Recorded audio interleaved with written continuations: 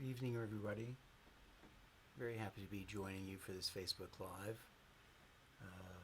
We're in the middle of our weekend challenge. I just want to tell you where I've been most of the day.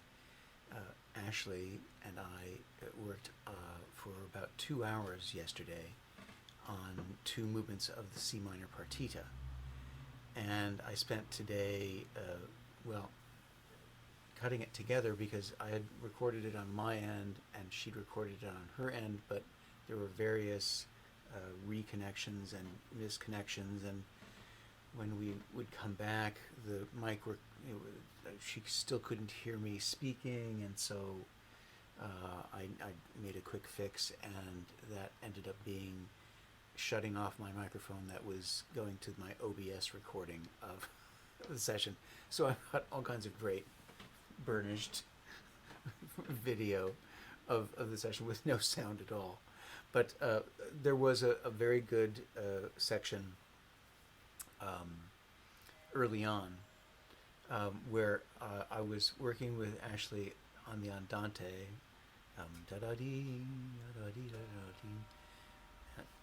This is probably the oldest clock in my house, and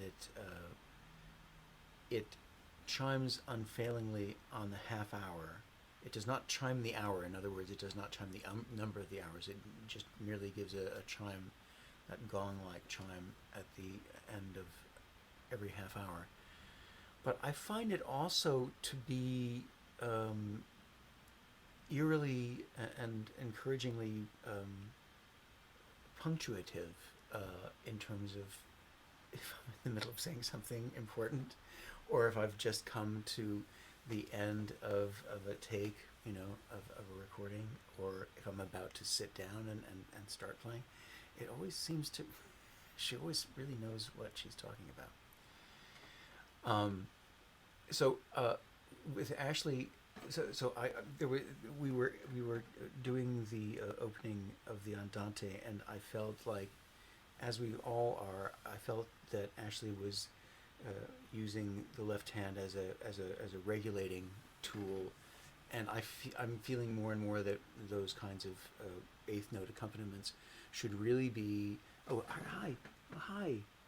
Oh, great. Yes, I hope Ashley comes too, because let me finish this point, and it's all going to be about Ashley for a bit, so trust me. So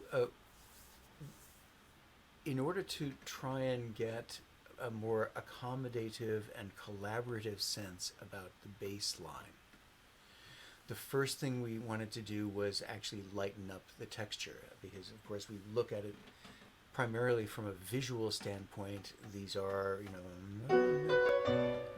these are eighth, and we're used to seeing them as full-length eighth notes with no dots on them, and holding them full length. And I maintain that we should entertain the realm of possibility, the range of possibility, so that might be an eighth note, and unbeknownst to us, it might be a pizzicato cello eighth note, and so that's not going to be held all the way through, And this is the other nice thing about I will brag on my virtual instruments.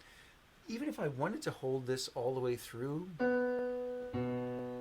do you hear how precipitous the drop is in the sustain?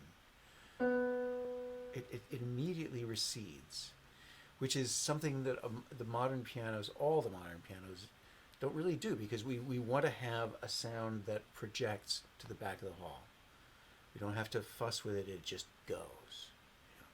This has a life. It has a beginning, a middle, and an end. And we are in control of all of those. And we really have to fight the modern piano in order to gain this kind of transparency. We're going to be talking about transparency a great deal in terms of the G major preludes. But getting back to Ashley, but we did this exercise, and I was actually able to catch it on my audio-filled video of that section, where I suggested to Ashley that she play the melody and allow me to accompany her with the bass line. It was transcontinental collaboration from here to Sydney. And so we did that, and it's on tape, and it sounds really lovely. And she said, yeah, she could do what she wanted because she wasn't being, there were no strictures. We put ourselves, the idea of a regular beat is somehow soothing to us. A heartbeat is soothing to us, and a regular beat somehow is something that we don't have to worry about. I see these eighth note patterns as collaborative and accommodative, so that they can be placed later or sooner, depending on our expectations and whether we want to fulfill expectations of where the line is going or where the momentum is leading, or whether we want to refute that and refute expectations. And these are dramatic decisions that happen on a moment-to-moment basis. Actually, but so it's a little bit cobbled together, but it was, I know we were on together for 2 hours, and it's now an hour and 47 minutes. So we didn't lose that much, and we definitely got the duet. So I'm very, very happy about that. And I think it helped. I hope it helped. I hope I was a decent accompanist, and that's part of the idea of this idea of accommodative and collaborative voices. It's not just accommodative to the moments of tension where we want to take time, or when we want to move forward, when things are moving more fluidly. These are expectations and intuitions and preparations, so that if we know that one line is going to want to make a crest and they will want to take time, we can also prepare the way a little beforehand and make that a more natural achievement, rather than, okay, yeah, we're taking time here. Okay, great, I got it. It's a matter of the malleability of the rhythm and the collaboration between voices that makes that kind of fun.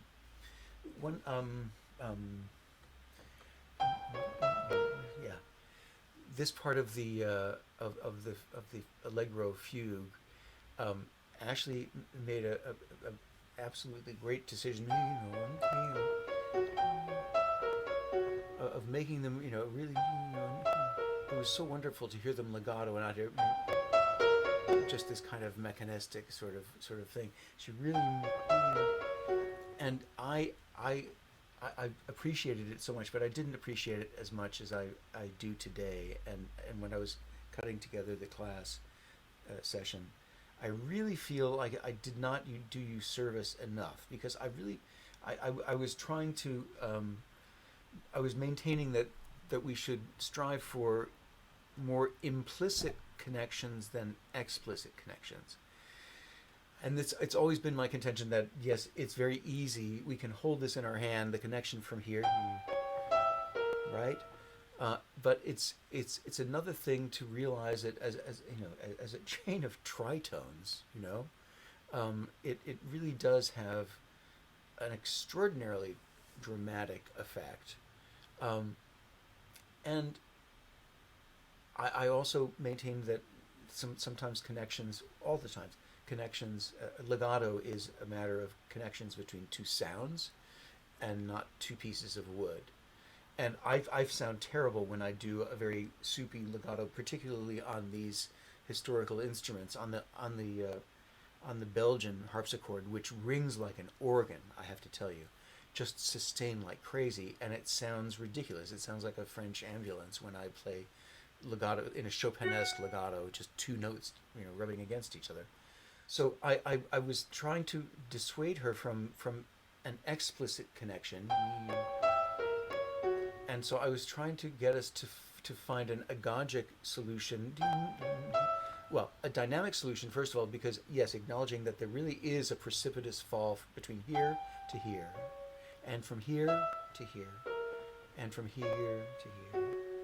And so, we resurge there. So we were decided on making that diminuendo in each of those pairs, but I was vying for I was rooting for a sort of a slight separation, right?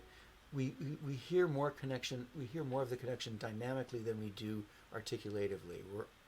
We're actually pretty separate, but. And now today I thought about it, Ashley, and I really feel like I didn't do you service, because actually at the very beginning, I think that's a good place to have exactly the kind of connection that you had in mind. And that what I didn't make explicit and was implicit in my explanation was that there will come times in this fugue where we will want to have a more pointed, pointed statement, and others that ring more in a quarter note fashion. As I was telling you, there are some types of rhythmic motion that are different according to what part of the fugue even the subject that we are in, not the fugue, but just the subject itself. So, this is very 16th note, 8th note, but this is really those are quarter notes, and I think that makes for a wonderful yin and yang kind of push and pull tension within the subject itself, which will serve us very beautifully later on when we have it almost has a languid feel when we think of it in a quarter note frame of mind, and that allows us to be more active and more fluid dynamically with whatever the other voices are doing in that moment. And it sets up this whole idea of contrasting and distinguishing voices, and that's actually where we come to our work on the G major. Well, I think we're going to look at both of the G major preludes from Book 1 and Book 2, and we're looking at them in terms of the whole idea of this group of talks has to do with. Let me see you, so I can see you here. Has to do with the way that I feel that the simpler to the more complex keys of Well-Tempered Clavier Book 1, of which we are celebrating the Tricentennial of its publication this year, should be really reordered for the sake of actual tutelage, because I feel that there are finite and very exacting groups of perceptive tools of perception, and ways of looking at the figuration of each of these preludes that I think is instructive on an elemental level. In the same way that we looked at the C major prelude in all kinds of ways, in terms of agogic engagement, in terms of articulative contrast and complement, in terms of selective evaporation as a way of creating transparency, where we are normally used to an opaque world where all notes are held to their born length, right? As you can see here, this is obviously a very simple exercise, and I'm not sure, I can't read from my chicken scratch here, but this may well have been one of the things that started out in one form or another in the Wilhelm Friedman Bach notebook. These were extraordinarily elemental technical studies. But we have to remember that these weren't technical studies. I mean, it was really no great feat. It continues to be no great feat of nature or training to be able to play these arpeggios. They fall extraordinarily easily under the hand. So he wasn't really, I maintain, creating pieces for beginners. I believe he was trying to get us to really engage on a deeper level in terms of what these pieces were we're created for, which is to say, the creation of the clearest possible contrapuntal clarity.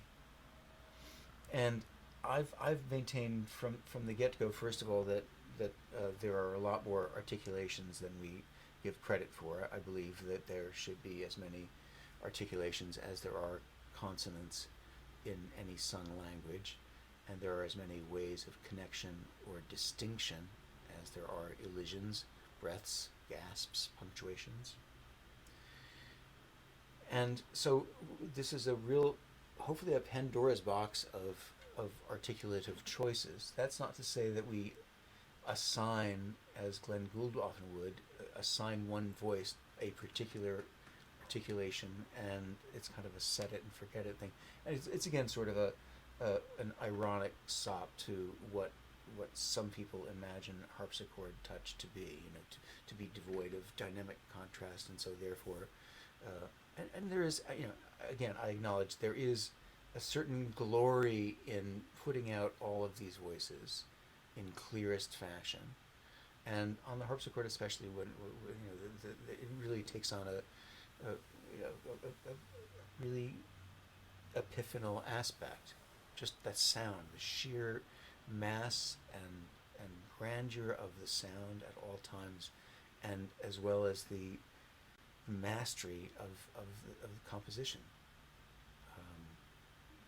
That said, I think that I've found with this idea of opening up the possibilities of articulation, the idea became paramount to create a texture that was always acknowledging the dichotomy of articulation at any given time.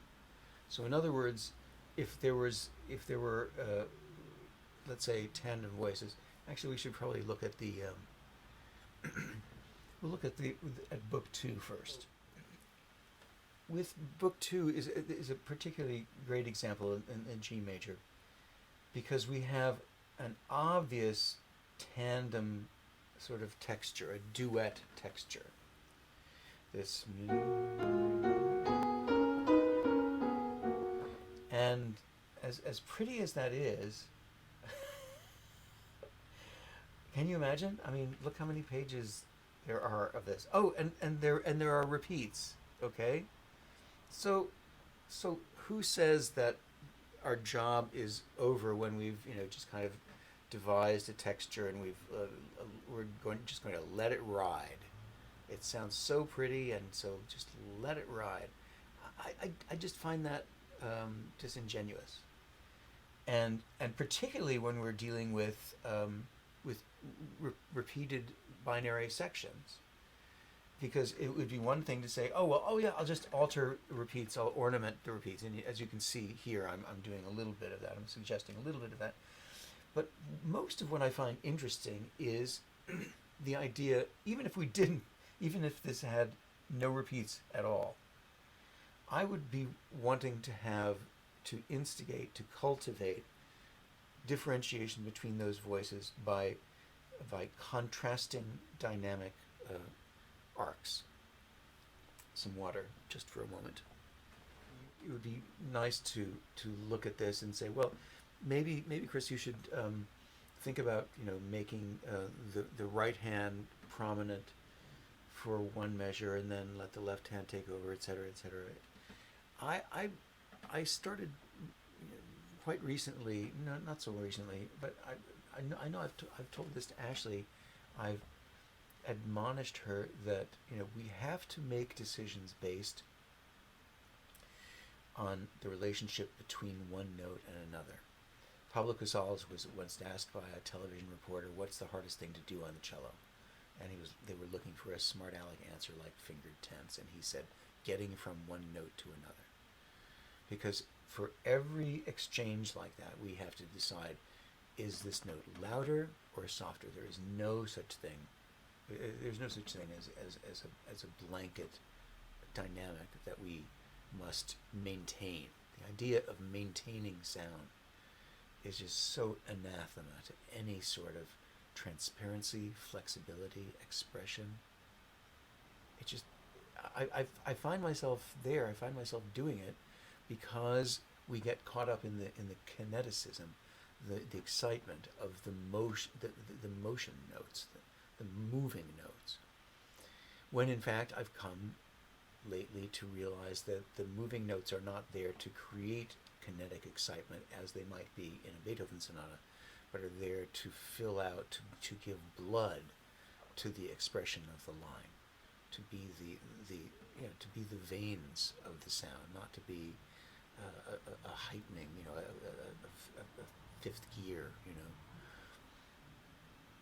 So this idea came to me to make subtle shifts in tandem textures, so that when I'm addressing the G major from Book 2, I'm looking at it, and you can see the slurs that I've assigned, first to the right hand and then to the left hand, and I change right in the half bar of a 3/4 measure, and I think that's an important distinction as well, because I've come to realize that any piece that I see in Bach, and I believe this fugue is, which one is this? Oh, yeah. So this prelude has a nice kinship actually with the fugue of Book 1, because it can always be. We can divide it in 2 or to 3.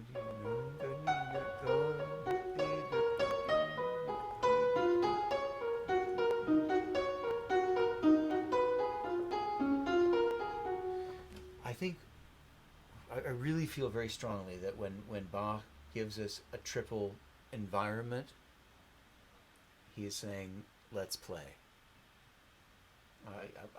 This has borne out. Sometimes, I've come to the end of a piece and I'm saying, yes, there's this wonderful hemiola that he's doing right there at the end. And then I look backwards and I realize he's done it the whole way.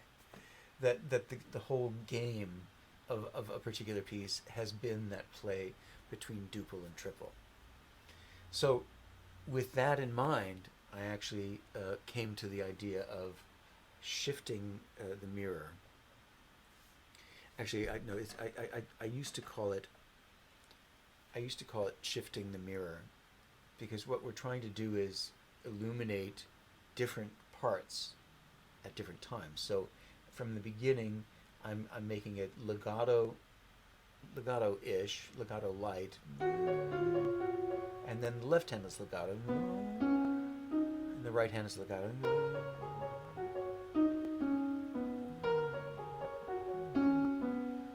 So the accompanying voices have to be as light as possible, as short as possible, and as soft as possible.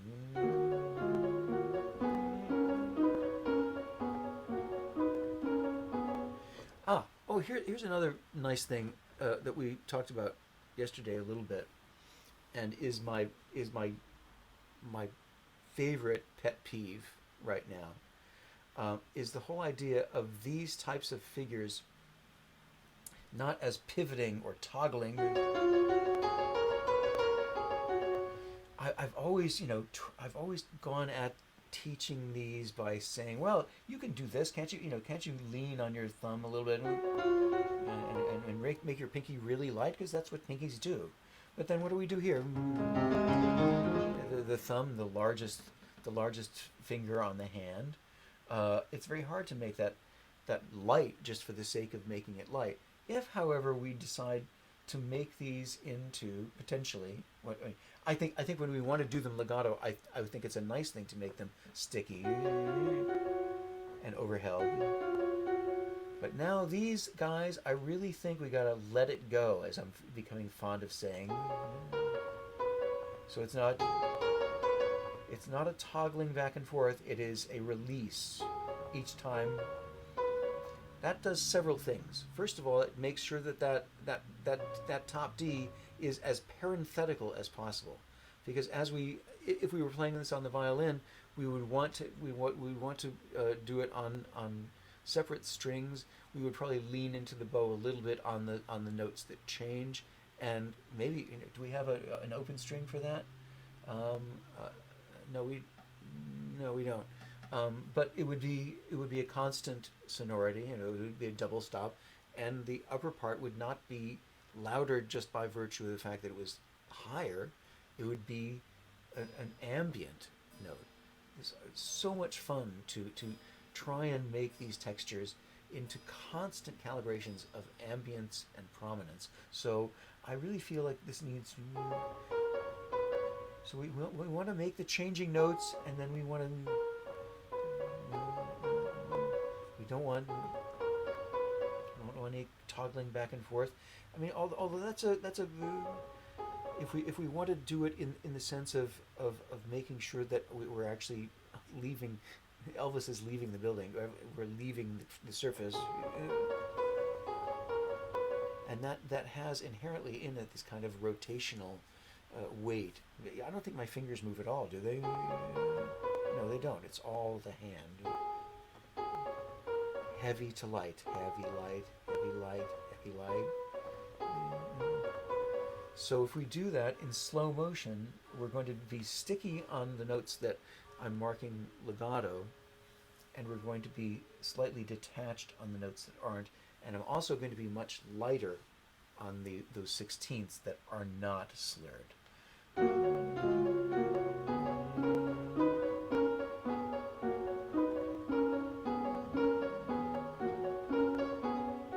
this is new. This upstart. It's really hard.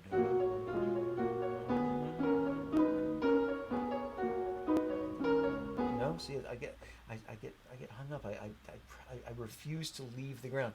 The nice thing is, if we're nervous about leaving the ground, well, we got this still ringing away.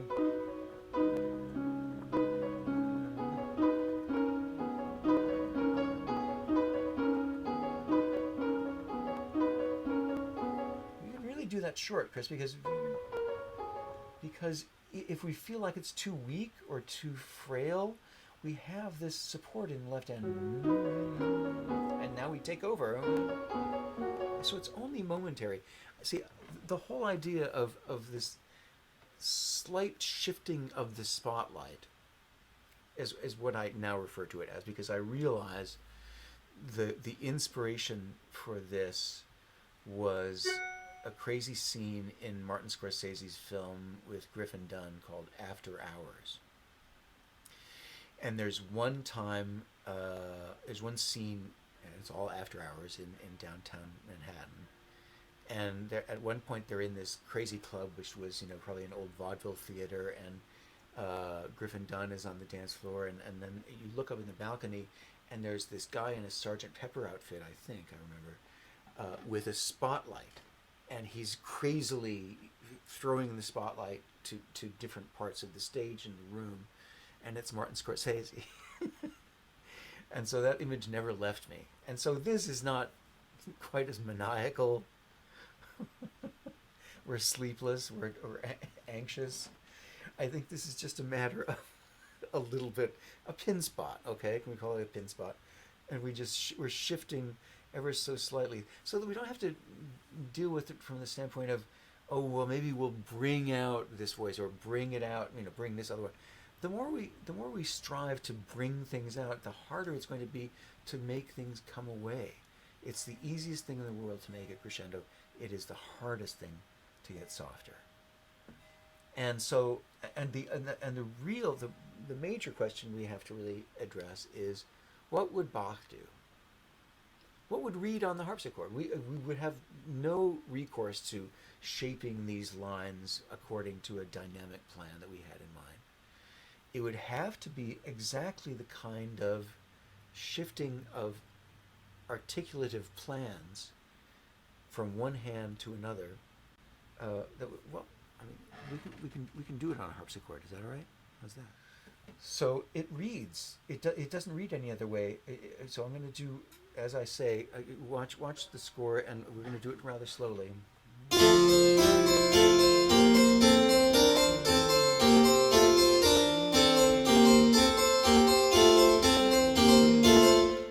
It's very hard to play the harpsichord.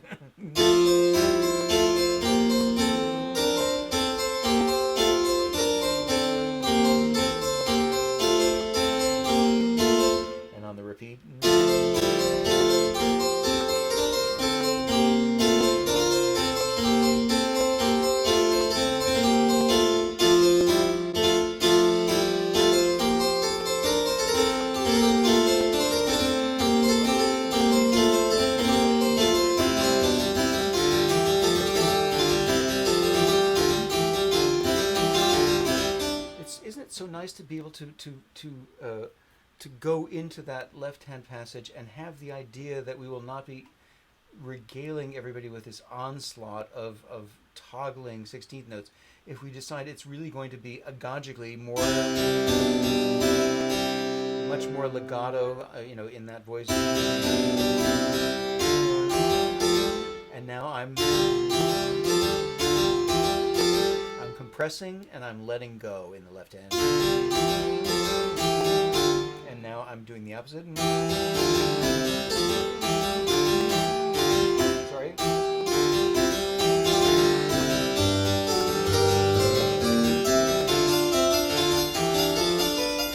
Oh, and here, this was, as often happens when I'm working on these pieces, I just thought, I know this piece pretty well. It is one of the ones that I'm getting ready to record. Before the challenge began this weekend, I had recorded, 3/4 of the Well-Tempered Clavier. I'm about to start on the F sharp major, and so today I was going to start working on the F sharp major, but I was, hours trying to cut together Ashley's class, and so by the time I sat down to the piano, it was really a matter of I should really look at both the G majors, because that's important, and these are elemental ideas. And actually, now that I'm listening, it would have been extraordinarily instructive. Don't you agree? To practice this, and this is what I did when I was preparing, before I decided what instruments I was going to be playing each of these pieces on. I would invariably begin my day working through the fugues on harpsichord.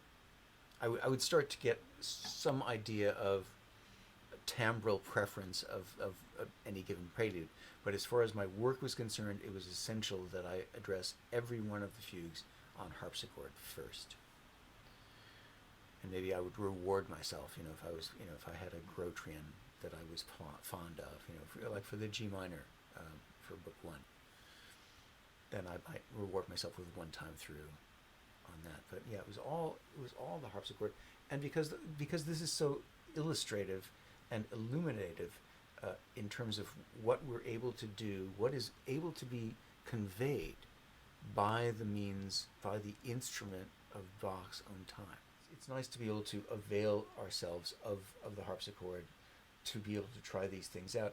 But I think it's also important to make the leap that says we're going to be doing this sort of shifting of the spotlight ever so slightly, just to make sure that we're not falling down a rabbit hole of predictable energy. It's like looking at different facets of the same jewel, and the light catches it different ways in different moments. It's the same gem, it has the same shape. What makes it interesting? What makes it interesting is how the light affects each of its different variegated facets. One of the things that I was advising Ashley, this admonition, saying that every note is relative to the next note. As Pablo Casals said, yes, this is the hardest thing in the world to do, is to getting from one note to another. So these are always 2-note equations and calibrations.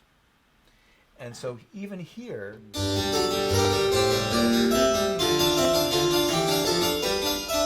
I mean, I was so wonderfully carried away with the idea of just,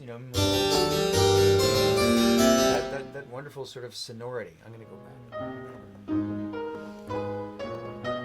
So instead of doing a 4-note ascent, which is, of course, anathema to our whole idea of trying to shift the spotlight enough so that we're not aware of these sort of barbershop quartet textures, ascending or descending, these completely identical duet textures. So, because I think this is a continuation. So why don't we make that one connected and make the the prior quarter note will be connected in the right hand. So in a, I mean, because the top voice will actually be connective just by virtue of its sound, but I don't think it's really attractive. I don't think that's really an attractive thing. I think. Sorry. And it's also nice because this can be one of our wonderful accommodative and collaborative moments. Because as much as I would love to say, sing out, Louise, you know, I don't really roll that way. I mean, I don't think that. Yeah, I think contour dynamics, as I've been proselytizing on their behalf, are wonderful in terms of the mellifluous figuration that we are used to, engaging with on a basis. But as far as melody is concerned, I'm finding more and more opportunities where I feel like we want to float up, or if we want to achieve that up quality, I'm finding it. If it's a stream of eighth notes in a rising pattern, I'm always going to find ways of subverting that so that its mirror image from the other voices will always have a little bit of the shift of the spotlight on the way up, so that it's a dovetailing. It's a literal way of dovetailing the sound, and it can be done with articulation, with, as I say, assigning a contrasting articulation for every two notes. So dee-dum, dee-dum, da-dum. So right hand first, left hand.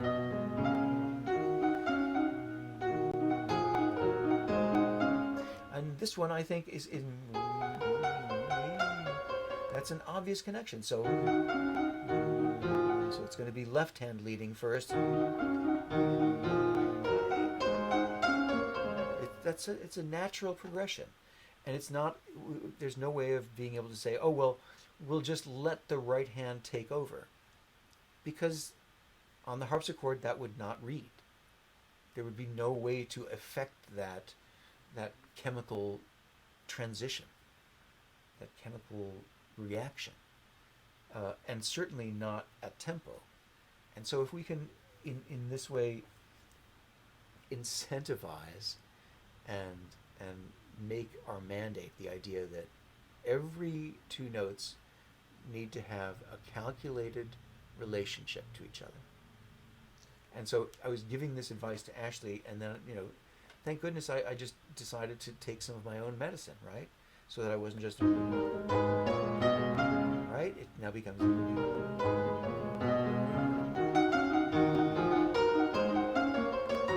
and I'm exaggerating for you, but I'm just shifting the spotlight.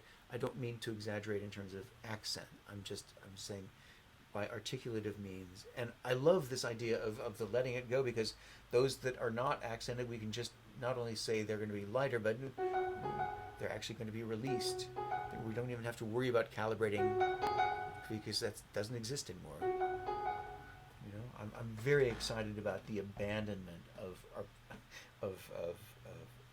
Alberti basses and these kinds of toggling textures. They're going to come up everywhere. It's going to be so much fun. So that was today, because I came up again.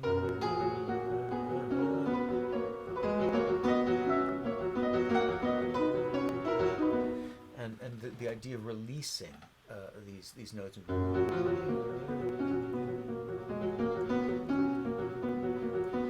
where we are normally ingrained in our consciousness the idea that we should have a balanced sound between planting the bass, at least insidiously, intuitively, parenthetically, and that is balanced by the melody, which I think is completely fallacious, because you would never have Ron Carter insisting on balancing Nancy Wilson. You would have, particularly if we wanted to have a sense of dolce, we would not have a sense of balance, a cantabile sort of support of that kind of texture. It would be a matter of leaving the upper voice unsupported slightly, somewhat frail by being unsupported, and persevering on its own without the support, without the balance. You know? But I'm really loving this not only as a dynamic, but an articulative and a textural idea to really exaggerate those sixteenths that are not connected. So these and now right.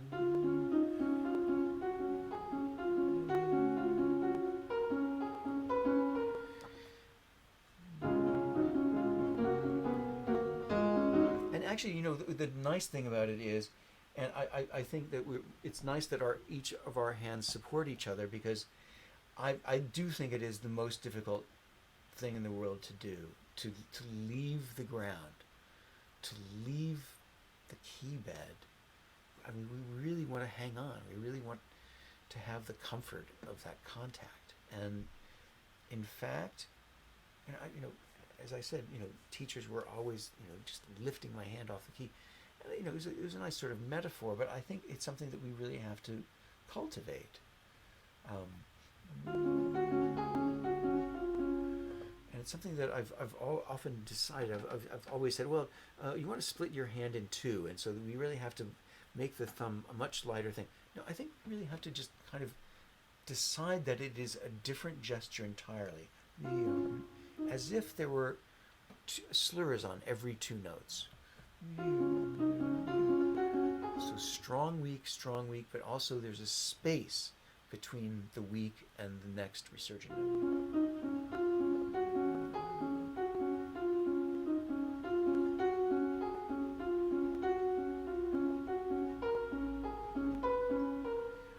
And we can still have a lot of fun actually doing various grades of overholding with the upper voice, as long as we understand that every time we play that D, it's not going to have a waxy build-up effect. Whenever we have repeated notes on the piano, particularly, particularly the Steinway just wants to ring. It really does.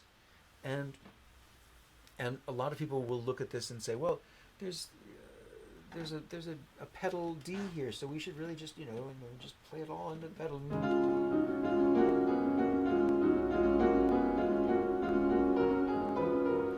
I think that's undifferentiated. It's a nice kind of vibe, I guess, but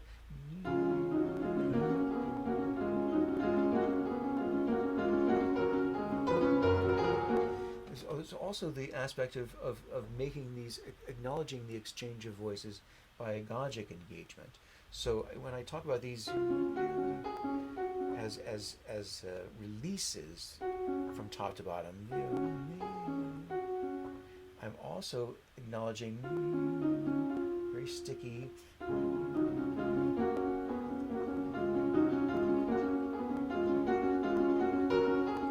also acknowledging the agogic engagement, so that if I want to acknowledge the exchange, I also have to think of it in terms of, and this also goes into the play of duple versus triple, because I think again this becomes something that we can engage with more or less on the repetition of each of these sections, on those pieces. Prelude in E minor, for instance, I've got in big block letters. I'm able to program my 4-score to scroll forward, even though I'm taking all the repeats. And on the repeats, it'll be whatever difference it was from the first time through. I think I write duple in big block letters on the second time through of each of the A section and the B section. And I think here again, we can play with, as I was suggesting to Ashley, there will be times where her choice of legato will actually really be quite nice. And I'm beginning to think, I'm really convinced now more and more that the first time through can really be a keening legato exactly as she is devised. It's just that we will find transparent means to engage, and when we engage other elements in other voices. And so here,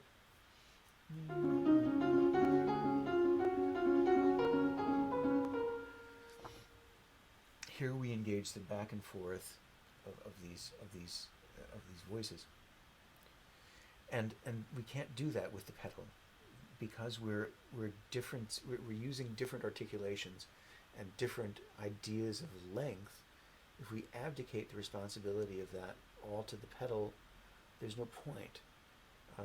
I think there are probably a few times in the Well-Tempered Clavier where we'd love to have all of the hundreds of strings of a piano resonating on, put a pedal on that. I mean, on a Walter, it doesn't make that much difference, and I tend to think that if it doesn't make that much difference on a Walter, it's not meant to make that much gargantuan difference on any kind of modern instrument.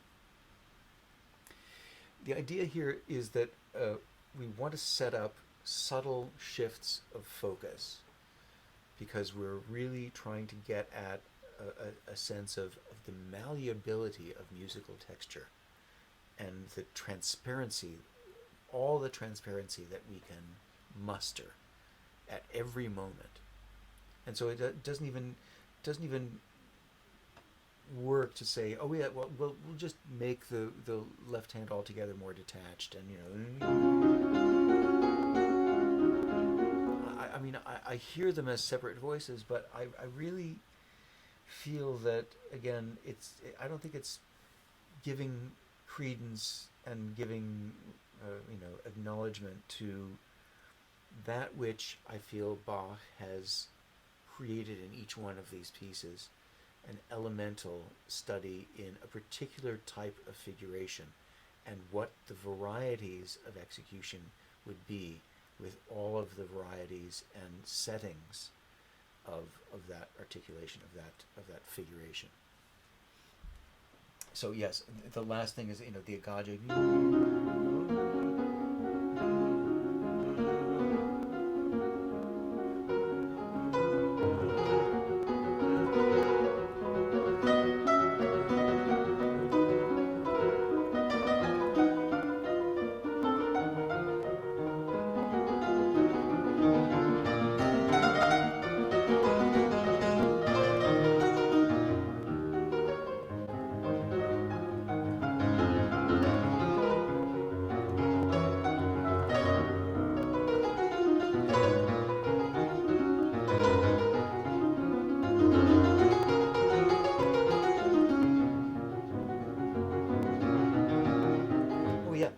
This is a part that I really found just today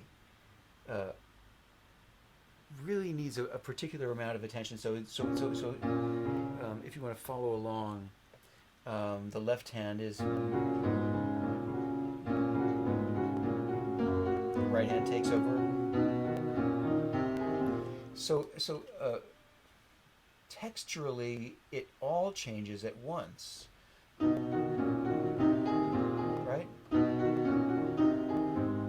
So it's not a matter of saying, well, it goes to there, and then I really think that this sudden change of harmonies needs to be both accommodated and prepared. So I've, just as of today, I've really thought of that exchange, the end of one into two, for the next two measures. Yeah, I mean, the first one flows very nicely because there is no change of harmony.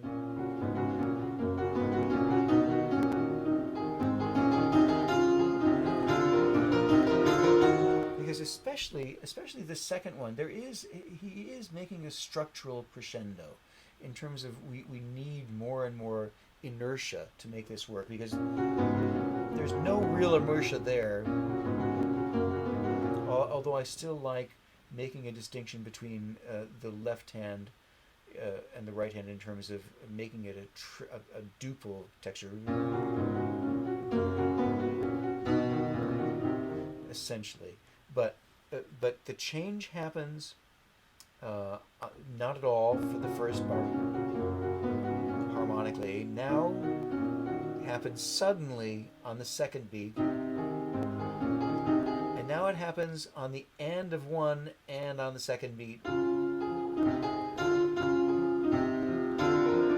So I think he's actually denoting a sort of an increase, a crescendo of tension.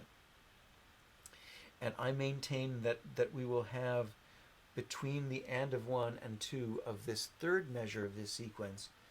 This is really just coming together for you guys today. Is going to be the most of this. So if I'm going to exaggerate this.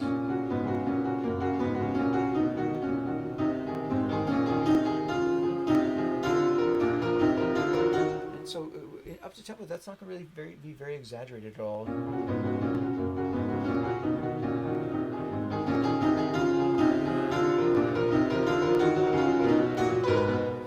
And it has some bones. It has some ideological bones behind it, because it's one thing for me to say, oh, I don't like to be bored with a texture that repeats 3 times, so I'm going to insert some more agogic space into the second one and then into the third.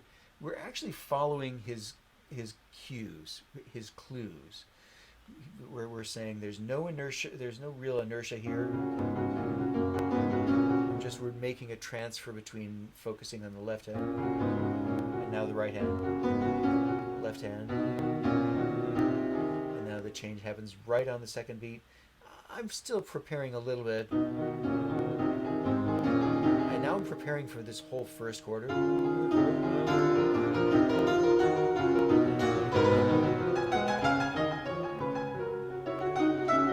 Yeah, I think we can actually make even more of a diminuendo, Chris, on the top voice.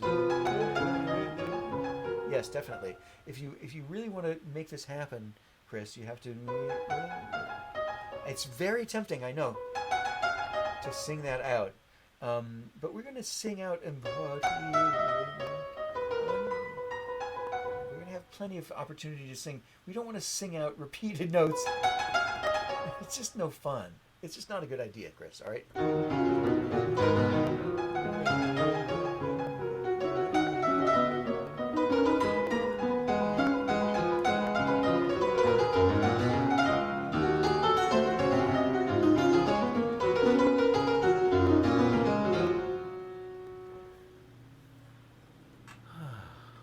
This go-round for me of the Well-Tempered Clavier is all about letting it go.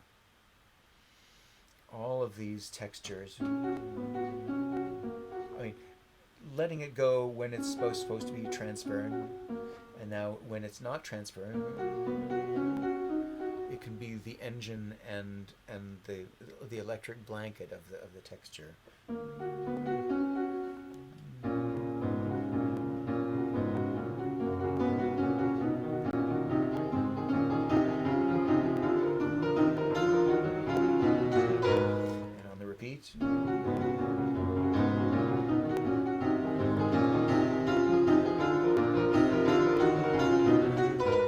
Or some variation of that. The point is, I mean, I look at the G major in the first book. There's such a great lot of exactly that type of letting go that I'm talking about. I'm of course thinking very keenly about making a distinct difference in terms of articulation. You see my score, yes. So long, alternating with short on every eighth note.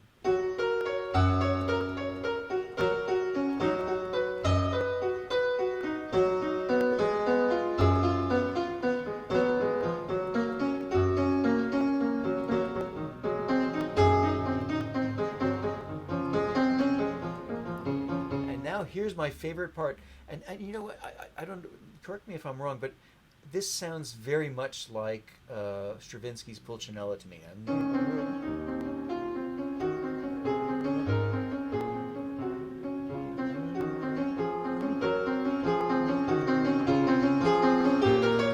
Isn't it wonderful how we can really use use this kind of, and actually just one more time, just so you see, I've really marked diminuendos on every one of those. That was before I knew any better, you know.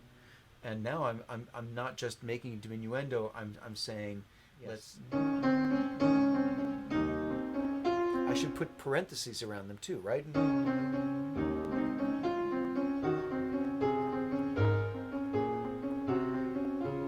And here's where contour dynamics comes in handy, because we have to think. It's a falling tetrachord. A falling tetrachord will only always do one thing. I've got a diminuendo where and the rising notes are a matter of support and striving.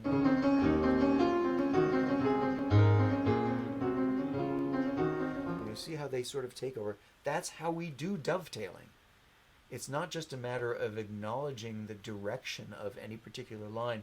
It's a matter of creating the environment so that that becomes immediately apparent by way of foreground and background, by way of articulative compression and expansion. But yes, looking at this with new eyes, you know, having all these, it can start off quite diaphanous and ambient, and we can actually use it to resurge our to make resurgent our idea of the rhythmic, the motor, you know, because we can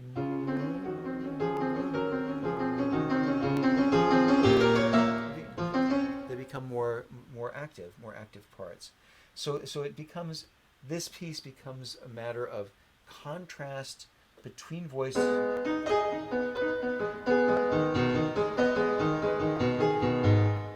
and complement, and how that creates a complementary texture, a composite texture that is much more variable and much more gratifying, I find, when we're dealing with the potential of constantly shifting articulative plans, so that we are always contrasting, not dramatically, not drastically, but just almost subliminally. And I've shown you how this can actually be achieved pragmatically and subliminally. And so we can create that sense of shape, and that sense of contrast, and that sense of transparency, which really has no limit of variety. There is no limit to how subtle or how radical you want to make these articulative contrasts. But it is infinitely variable, as is the idea of, when we get into dynamic contrast between voices. Contour dynamics, some lines are going up, others are going down. This should be affected in the dynamics, not of hands and voices influencing each other, but in terms of acknowledging and conveying, in terms of foreground and background, intonation, the truth of their motion. Yes, I'm glad we looked at book one. Oh yes, here's another one that really is sort of is sort of the apotheosis. It makes me feel more than ever that I had a good idea, and Bach really had me discover it. Long alternating left and right. So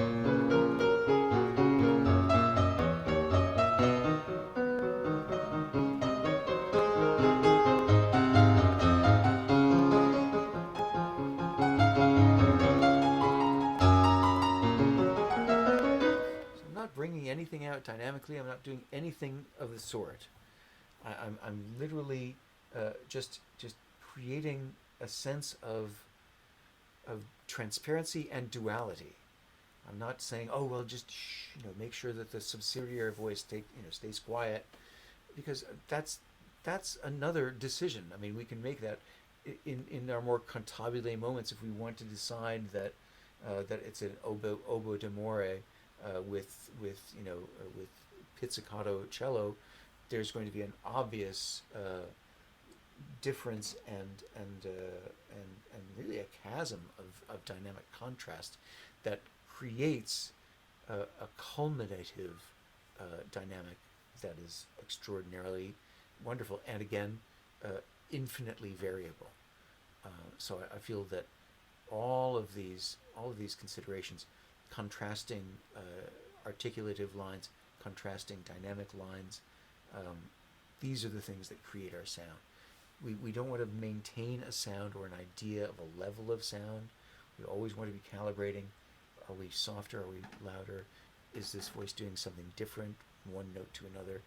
Or is it doing something similar? If it's doing something similar, can I differentiate it somehow? Make one voice slightly, more connected and the other voice perhaps not so much. All of these are considerations I think are worth doing. So it's been extraordinary spending this time together, and we'll hit the D major and probably some other things. And I would strongly urge you. I mean, I didn't cut out anything from my class with Ashley, and it's an hour and 47 minutes of really great work on her part. She really embraced so many new different concepts and just ran with them. And the nicest part for me was that I knew it would happen. I knew it would happen that way for Ashley because you can hear her first performance. Her first performance is at the beginning of our class segment in its entirety. And you can hear when you hear her play the saraband. As I said, at the outset of the class, I said, I could listen to you play that saraband just for hours, because we hear that constant calibration and acknowledgement of the contour and momentous movement forward or back, the agogic accommodation of the intonation of the line, and then she took on all kinds of new and wonderful, sort of ways of looking at it, and instantly executed it. I mean, I had to, I make all kinds of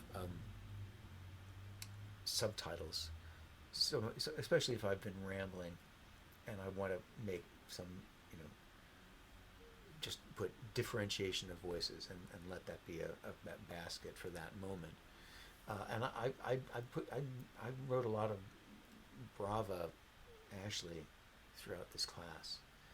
So just hearing her transforming and taking on a whole new set of parameters of perception and thought and intuition to a piece that she already knows extraordinarily well. To just take that on suddenly is just so extraordinary. And as I counseled her, as you'll hear in the class, when we were exploring this extreme, these differences, we're so used to making our hands do the same thing together, and I think oftentimes we can be well served by allowing and making each of our hands, each of our voices do different things. And the only way for that to happen is to practice extremely slowly. Not Rachmaninoff slowly. Rachmaninoff would literally practice one note at a time. And especially when we're dealing with modes of connection and differentiation and distinction and dynamic shape, it's very hard to practice slowly, because we want to hear where the line is going. We want to discern dynamically one note to another what it's doing, and we can't really do that if it's really too slow. What we can do at a very slow tempo is really be very didactic about whether we are having a moment of, are we playing the two notes the same articulation? That doesn't sound right. And it really doesn't sound right. And oftentimes, we think in order to sing we need to bring out a voice, when in fact we often found, Ashley and I, that and actually Katerina and I found that oftentimes it's not a matter of bringing out a voice, it's a matter of allowing that voice to sing by taking the other voices away, allowing the other voices to be, making them sign non-compete clauses in their contract to make them come away. It's just amazing. And that is, again, another whole realm, another whole world of potential variety. So I suggest, I recommend very strongly Ashley's class. She is just such a rock star. She's so fantastic. So, and again, thank you for joining me tonight, and we'll see you again tomorrow.